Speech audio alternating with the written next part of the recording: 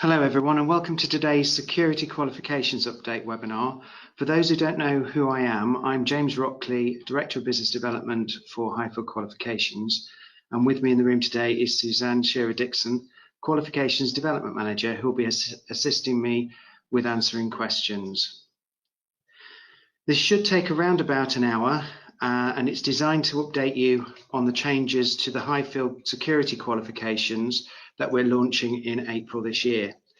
Before we start, I'd like to draw your attention to the top right-hand side of your screen, where you should be able to see a small dialog box. From there, you'll be able to type your questions, which we'll cover at the end of the webinar. You'll also see there's a facility to raise your hand if you're having any technical issues, such as that you're not able to hear me during the presentation. After we finish today, I'll close the webinar, and once this is done, you'll be presented with a short survey, so you'll need to wait a few seconds before the survey pops up. However, please do complete this for us, as the feedback's really important and it helps us in future webinars. So let's get started.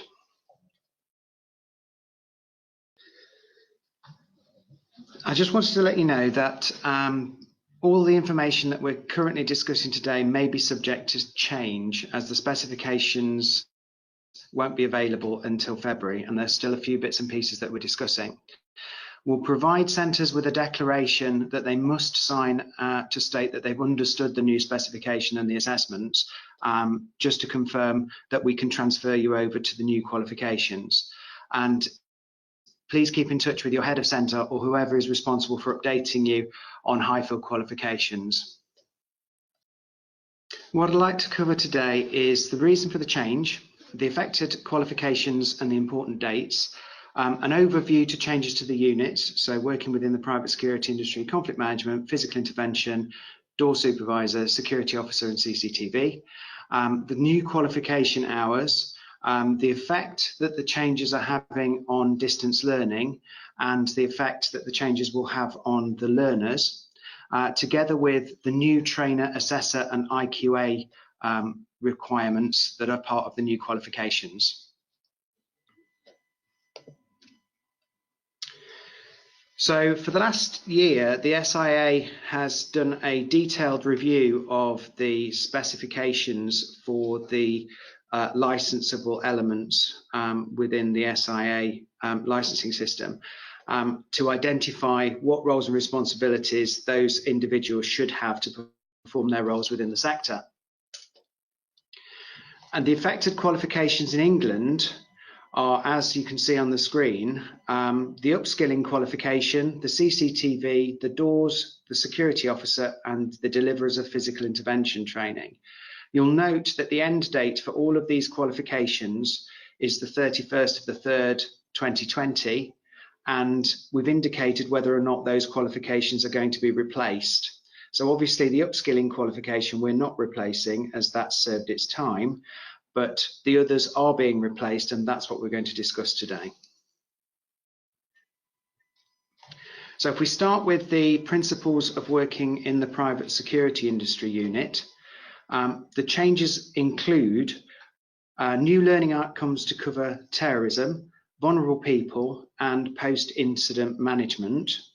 You'll notice that the SIA total learning time for this particular unit is now 17 hours. Of those 17 hours, 9 must be contact time, and you can use 8 as distance learning, and I'll pick that up later in the discussion.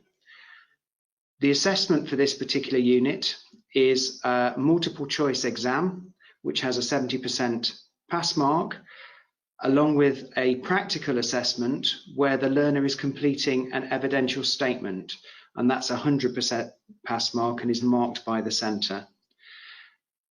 You'll note that there's also a requirement for any practical assessment in this unit to be videoed and the evidence to be retained for 3 years.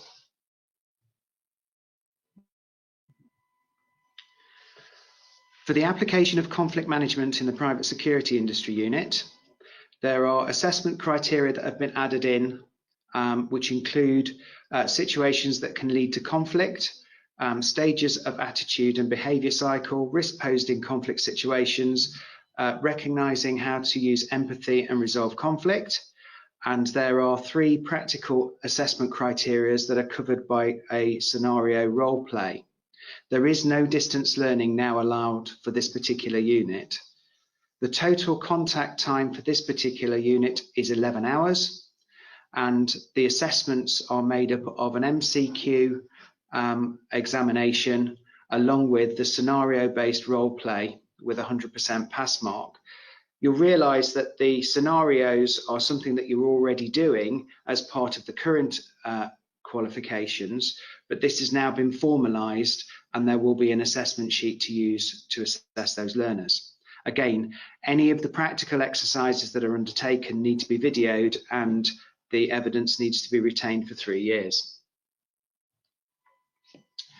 The application of physical intervention skills in the private security industry. We've changed some of the assessment criteria to make them more clear, and there is no distance learning allowed in this particular unit. The SIA have indicated that the minimum contact time for this is 13 hours, and the assessments are now going to be a multiple choice examination with an 80% pass mark, along with the usual practical observation of PI skills with 100% pass mark, again marked by the centre. This is one of the assessments again that needs to be recorded by video and retained for 3 years.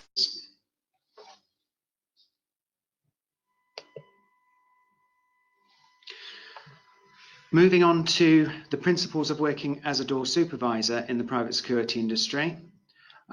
There are some new assessment criteria that have been added in, such as searching equipment, reasons for recording the presence of and preserving crime scenes, responsibilities when controlling queues, monitoring queues for safety issues, and more content on communications and using communication devices.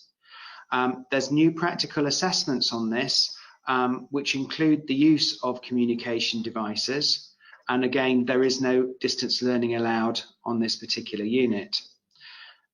The minimum contact, again, for this unit is 13 hours. The assessments are a multiple choice examination as per the current unit. And in this case, the practical assessment is externally set, internally assessed, and an observation of searching and using the communication devices with 100% pass mark. Again, when you're delivering the practical assessments, these need to be videoed and the recording retained for 3 years.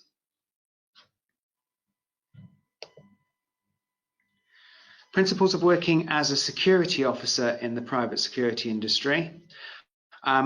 We've got some new outcomes on personal safety, signs and symptoms of drug use, different types of searching equipment again.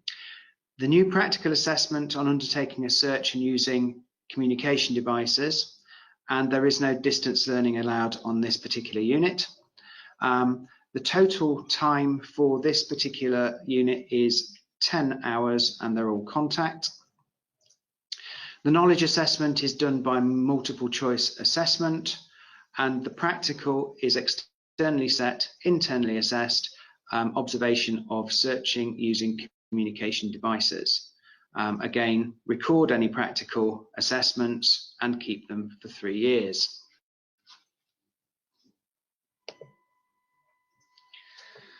Principles and practice of working as a CCTV operator. We've got one unit now covering both knowledge and the practical roles of other stakeholders in the CCTV system, how principles of covert surveillance and voyeurism impact on CCTV operations, and how the use of unmanned aerial vehicles is controlled, and the purpose and function of checks on control room and equipment. The new learning outcome on the importance of the operational procedures of CCTV operations, and there is no distance learning allowed. The total contact time for this particular unit is 13 hours, and it's important to note that for one for every additional learner, you need to add 40 minutes to the assessment for the practical part of the examination.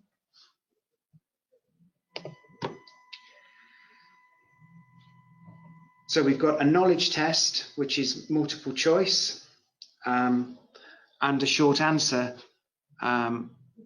element as well. Now, we don't know the pass mark for this. We're still conferring as to where that will be in terms of the percentage, but that will be externally assessed.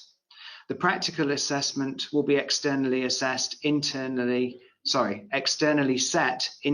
assessed for the practical CCTV scenario, and the learner will complete a full report log. Again, any practical assessments need to be videoed and retained for 3 years. So, for the new qualifications, the minimum contact time without distance learning, you can see that we've got contact time without and contact time with distance learning. So for CCTV, you can see that it's 30 and 22. For door supervisors, it's 54 and 46. However, it's important to note that that might be subject to change. The security officers, it's 40 and 32. For physical intervention, it's 40 and 13.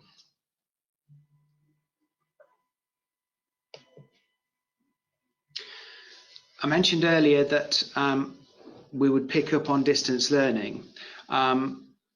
The way that it will work going forwards is that centres must be approved to use distance learning, and we will have a process in place to put that approval through. Distance learning only applies to the working within the private security industry unit, and the distance learning has been identified against specific outcomes rather than allowing you to generate your own. So if you look at the table below, it shows you that you can only cover outcomes 1, 2, 4, 5 and 11 as distance learning, which gives you a total of 8 hours of delivery. You also need to ensure that you've built in sufficient time to assess that the learners have completed that distance learning as part of your quality assurance processes.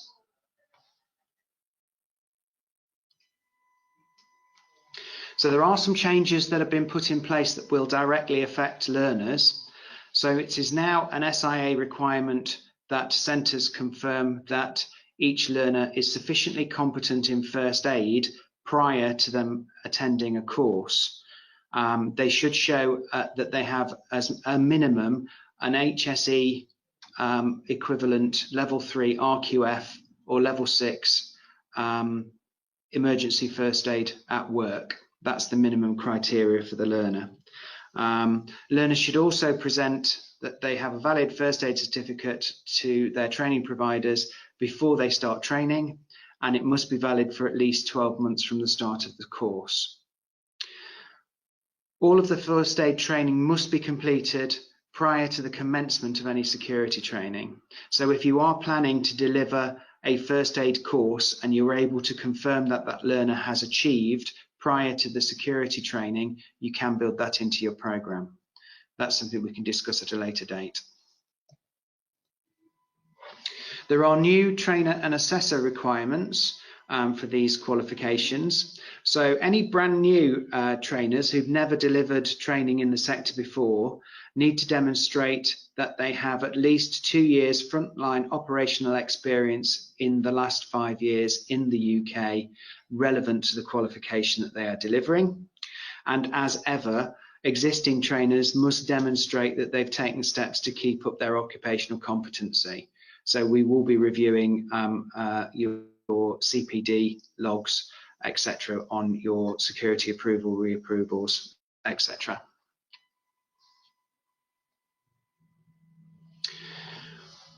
All units require that trainers meet their current requirements. So the units that include any practical assessment will require that trainers have assessor qualifications. And I'll go on to that in the following slides. But by the 1st of April 2020, all trainers are expected to have a recognised teaching qualification, necessary experience and knowledge of understanding the sector, and have completed the NACSO SIA endorsed counter-terrorism programs such as ACT, and that must be completed annually and provided to Highfield.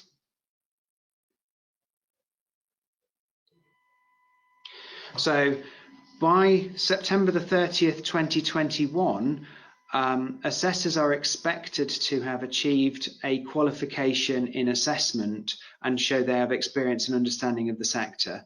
So we'll be looking at a number of qualifications that meet those requirements, along with standalone units that you can do. I don't propose to read all of these. So in terms of the bits and pieces that you need to be looking at, you now need to have an assessor role within the trainer so that you can actually assess the practical skills of those learners now that it's been more formalised.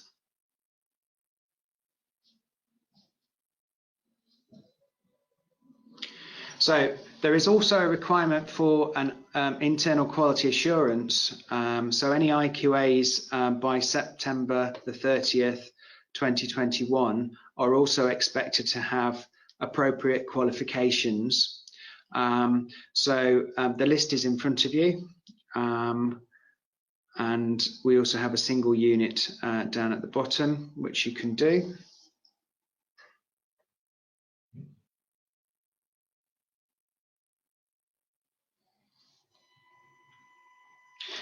There are some additional requirements for the conflict management delivery. So for trainers assessors involved in the delivery of conflict management, you have of course got to get your level 3 deliverers of conflict management training. The IQA for this particular qualification does not need to have the conflict management, but does need to have appropriate competency in the sector.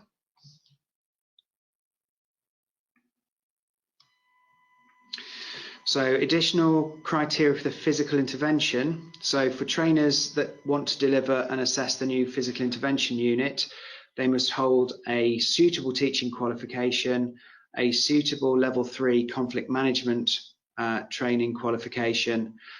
They must have, as ever, the deliverers of physical intervention training in the private security industry, and a current certificate updated annually from one of the approved level 3 program providers. The IQA for this particular unit does not need to hold the formal qualification in physical intervention, but again, does need to be competent in the sector.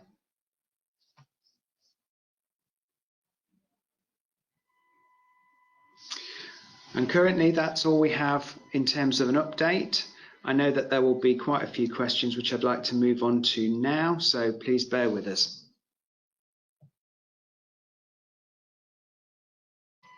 So the first question we've got at the moment is that there's a question that's querying the contact time during the course. So whenever the term contact time is mentioned, that's face-to-face with the tutor during the delivery of the programme. The question I've got from Sandra that's asking about close protection, you're right, we haven't covered this one yet, as that qualification isn't being changed on April the 1st. I know that it is under review, and we'll come back to you on that one as soon as we've got further information. With regards to the question from Dawn about the Scottish qualifications.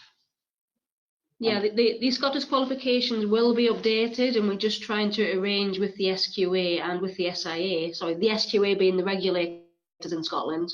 We're trying to arrange with them and with the SIA just to come up with the plan of change for that. We're hoping it will be April, but hopefully we have a meeting with them today and I will have more information after today that I can send on, Dawn. But thank you. I'll pick up on the question from, I think it's David, regarding visual recording of practical assessments.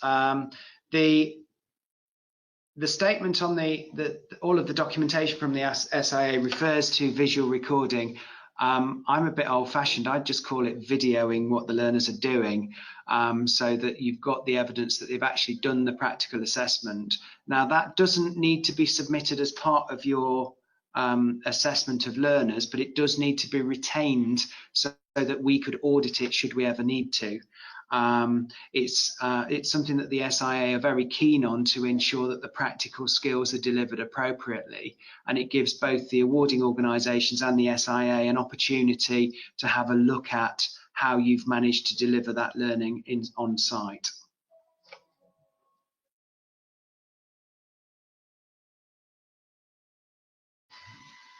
Yeah, the question from Deborah regarding sector competence for IQAs, that is something that will have to be on a case-by-case basis, Deborah. We're trying to find more information from the SIA, but as for now, like I say, I think it'll have to be on a case-by-case basis, just like it is now.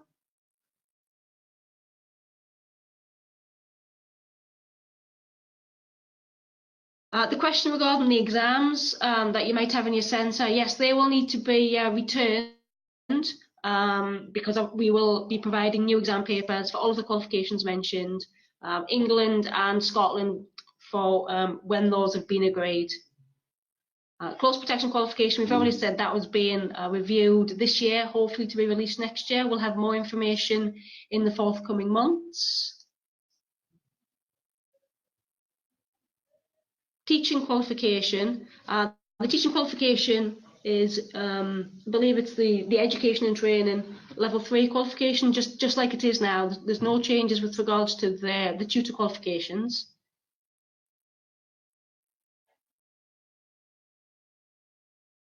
This is the question from Rob regarding the level 3 AET. It may be sufficient for the assessor. However, you'd need to check against the list of units I've provided on the presentation to ensure that it included one of those elements. So as long as you've got an understanding of or a practical basis in assessing, that will be sufficient.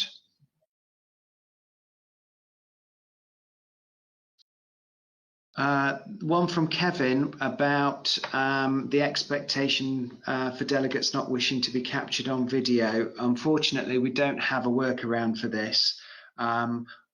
If you wanted to come back to us with specific examples of those individuals that either will not or cannot be captured on video, we can talk about that later.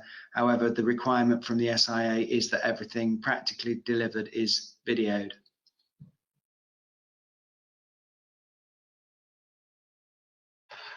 The question from Philip regarding the PI moves, we don't expect the actual content of the physical intervention programme to be changed.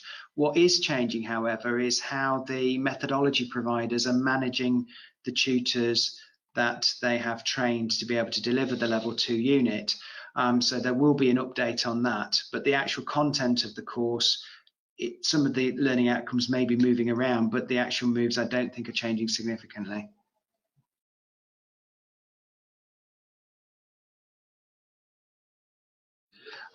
Question from Marie about the EFAW qual.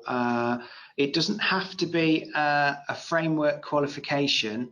It just has to meet the HSE requirements of a first aid certificate.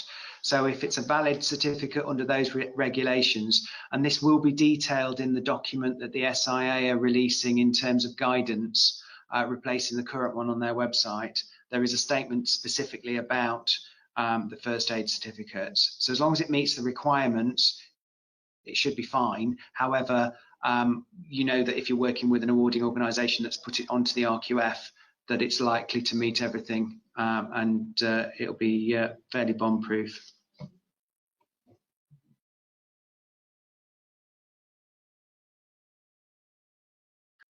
Question from Julie, in terms of CCTV footage within the room, if there is a clear line of sight to what the learners are doing, then I don't see that there's any difference between having fixed CCTV footage or a camera in the room at one point. We just need to be able to see what's being delivered.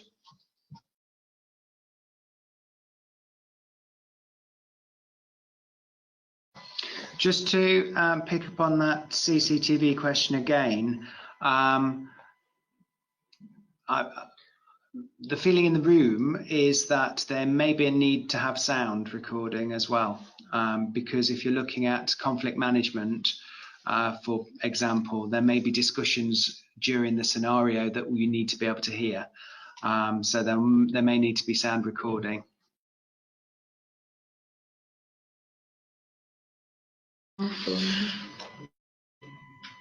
Question from Richard with regards to situations where filming wouldn't be allowed if you're delivering CCTV in a live environment. I'd very much like to come back to you on that one. It's certainly a question I'd like to raise in terms of the SIA's response to that. Obviously, it's quite important that we're able to video the evidence that they're requesting, but obviously there are environments where video cannot be taken. So we'll come back to you all on that one.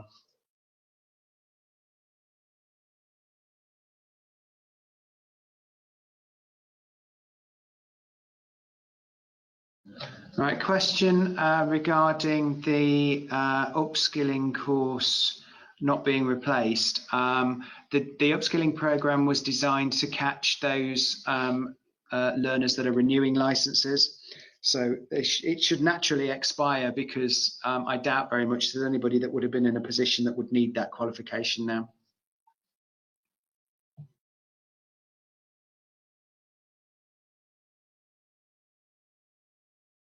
Question from Richard regarding the recording and evidence. You've asked if there needs to be an IQA present as well as the tutor. As far as the assessment is concerned, the IQA's role is to look at what the tutor is doing. So it may well be that they are reviewing the video evidence, but not necessarily in the room when it's taken. They may be spot checking in terms of the tutor's delivery. But it's not necessary to have both the IQA and the tutor in the room at the same time doing that delivery.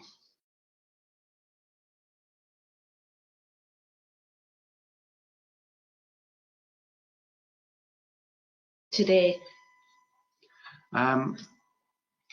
Just a quick question from Richard regarding the 12 months of the course for the first aid certificate. Yeah, in terms of the first aid certificate's validity, the normal course of events that first aid certs are usually valid for 3 years. So it wouldn't necessarily need to be delivered as part of the programme if the learner's already got one that's still valid.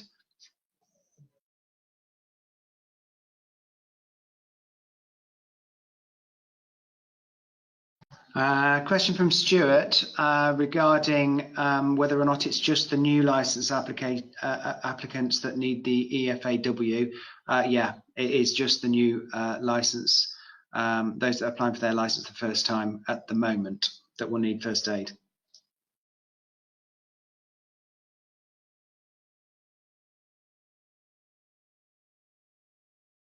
The question regarding the Scottish qualifications again. Apologies, we should be having a meeting directly after this with the SIA to get an update with regards to SQA. We have to attend various SQA activities with them before we can guarantee that they will begin in April, but hopefully we'll have more information today for that. Question from Richard regarding the PowerPoint presentations and the revised security books. Yeah, we're in the process of updating all of the materials at the moment. Obviously, there may well be some of you that have stocks of books. What I would suggest you do is contact your account manager, and we may be able to do something with them. However, the use of the materials will probably pick up and be available from just before April. We'll give you an update as to when they're all going to be launched. I'm hoping it's going to be fairly soon.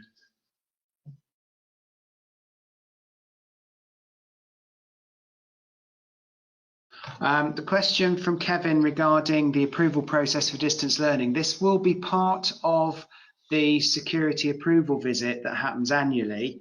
So whether you're a first-time centre or whether you're an existing centre, you will have a security approval visit. You can present what you're planning to do as part of your distance learning at that point, or should you be in a position where your visit is happening post-April and you're an existing centre, if you've signed the declaration to say that you are aware of the new specifications and you feel that you're competent to deliver them, you can then at the same point inform us of what distance learning material you plan to use. I know that Highfield will be providing distance learning material for the working within the private security industry element, so you may want to use ours or devise some of your own. As long as it meets the criteria, we'll be able to sign that off, and that'll be on a case-by-case basis.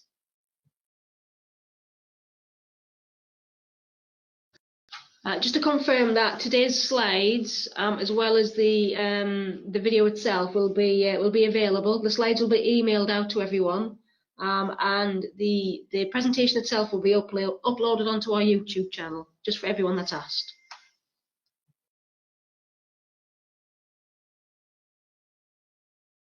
Question from Leanne regarding the level 3 6-credit Petals program that doesn't include any of the principles and practices of assessment.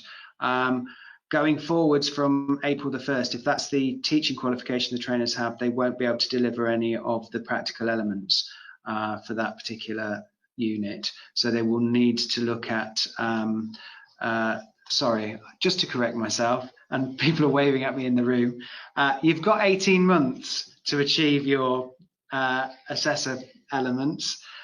So it's from the 30th of September 2021 that you'll need to have your assessor element in place, which I think is quite generous in terms of the SIA's criteria. But yeah, the changes will be in the qualifications from April the 1st, and the assessor elements will need to be in place from the 30th of September 2021. Sorry about that.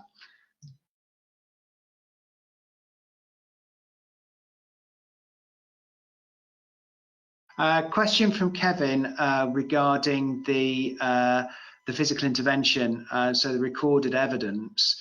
If it's internally quality assured, how will the IQA who isn't qualified to deliver physical intervention confirm that the footage of the activity is correct?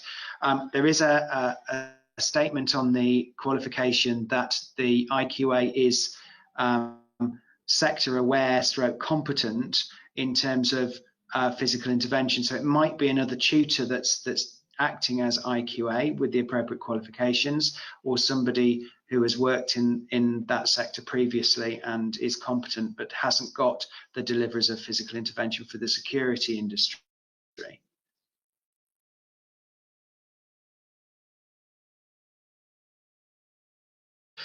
Chris has asked a question regarding the EFAW taken as part of their course.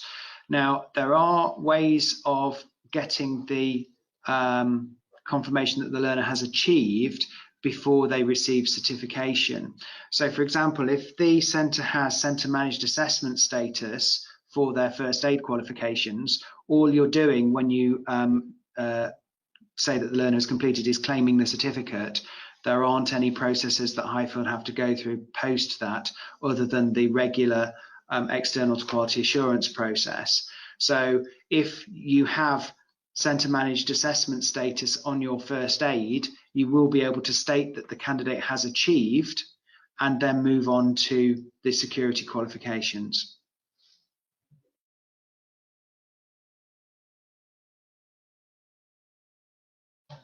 Richard asks a question about the subject matter to cover the increased course hours. There is more to cover within the qualifications, and I think the best thing to do is, once the specifications are released in February, is get in touch with us if you have any questions post that redelivery in terms of the hours of delivery.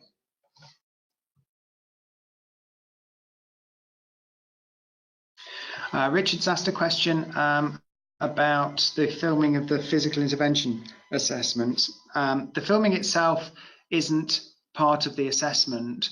The filming is to show that the assessment has taken place appropriately and is only used for external verification purposes should it be required, which is why the centre is retaining it and not returning it with their assessment documentation.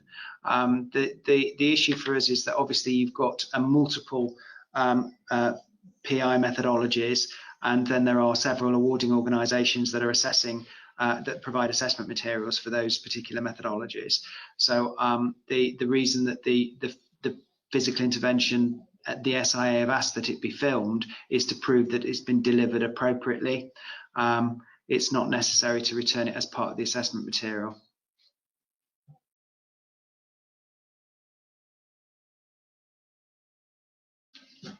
Yeah, a question from Stuart regarding the 40 minutes additional. Just to confirm, the 40 minutes is only for the CCTV unit. It's not for any of the others, only for CCTV. And yeah, it will be 40 minutes on top of the total contact time that was provided earlier. So yeah, any problems, any questions, please give us a ring and we can discuss further.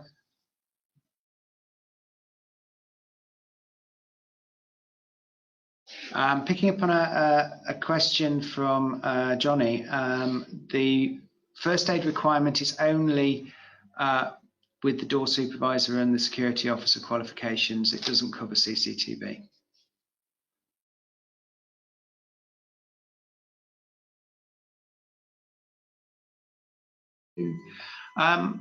Kevin's asked whether or not you need to retain the evidence for the EFAW qualification or certificate.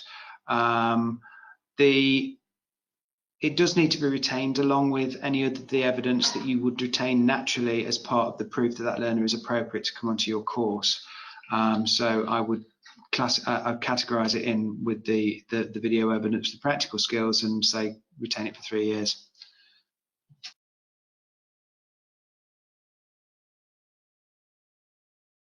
We've had a question regarding first aid certificates and whether they have to be from the last 5 years. They need to have been issued within their lifespan. So as I said previously, first aid certificates usually last for 3 years, and they must have a year remaining on that when they're presented for the security qualifications.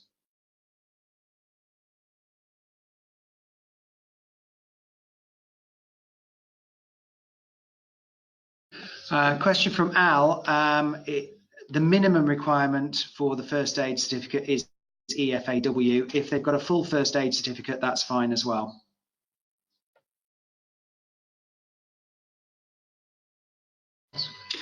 Question from Marius.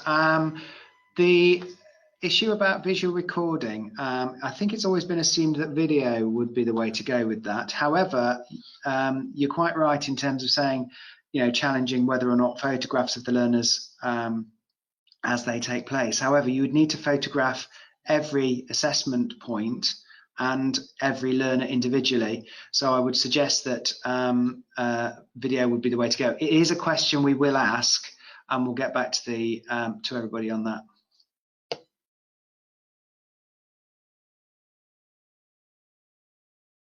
Well, yeah, it would. Sandra, this is the question regarding the extra 40 minutes and how it will be posted on our system. It's something we're currently looking at, and you will have the facility to do that once the courses are released on our system. However, it is something that is exercising our minds even as we speak.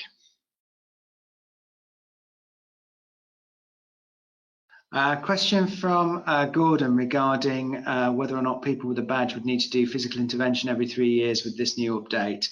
I think that might be on the SIA's mind, but it's not a criteria as yet. It's something that we definitely want to feed back to you at a later date.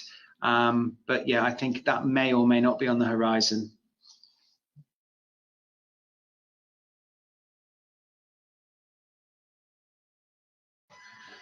Yeah, just to confirm for Dawn, the first aid is only required from April 20 and not prior to that. So yeah, it would only be for new applicants.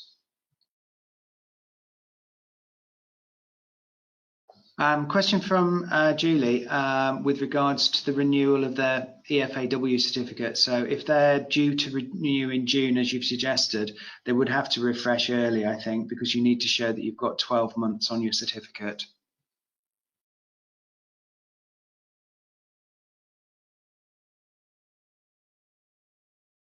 Question from Kevin regarding the door supervisors. The maximum contact hours per day are still going to be 8 hours. However, that's not true for the tutors. The tutors can be there all day. It's just the learners that get to go home after 8 hours.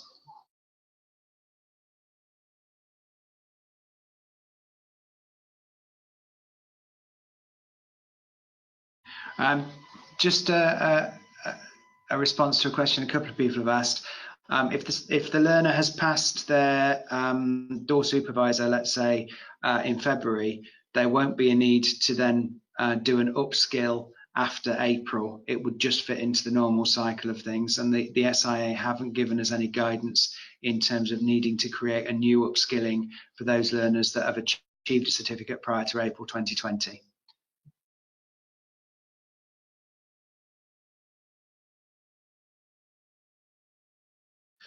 Question from Richard with regards to the first aid qualifications. It's not a requirement for the tutor to actually have a first aid qualification, unless indeed you are actually delivering part of the first aid course. It is recommended though.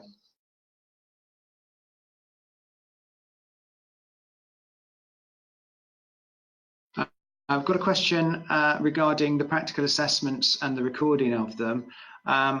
They can be recorded by the trainer. They don't need to have an extra body in the room recording everything. That's fine. So they don't need to be invigilated.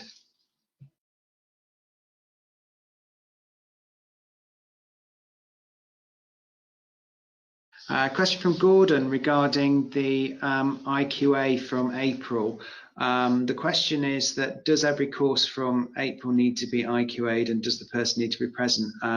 The person doesn't need to be present during the delivery of the programme. However, as part of your internal quality assurance, you'd expect to do observations on tutors as part of your standard centre internal quality assurance processes. And in terms of every course being IQA'd, we'd expect you to follow a sampling process as well.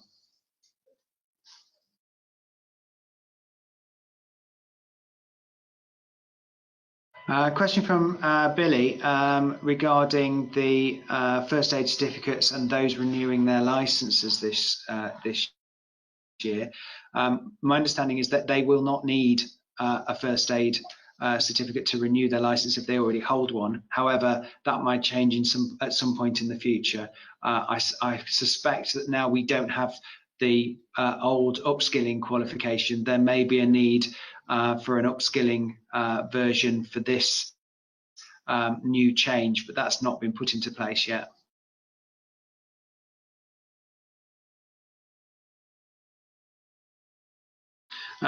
Question regarding the teaching of the communication, i.e. the radios. We would expect this to be videoed during the assessment, and I would expect there to be audio recording on that video, because obviously the learners will be demonstrating their understanding of communication skills during that process.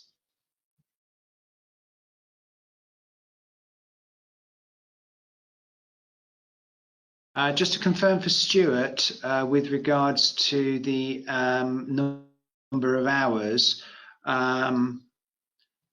the number of hours is over the course in terms of the duration. You can deliver it over as many days as you would like. You don't necessarily have to deliver 8-hour days, and you can certainly break it up so you can spread it over more time.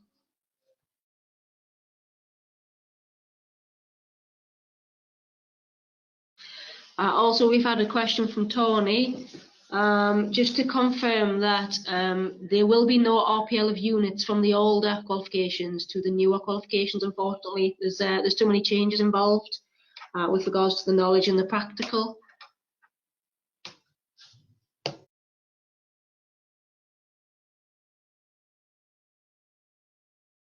Okay, so just to say that if we haven't answered your question on this occasion, we may be looking into it and getting back to you later.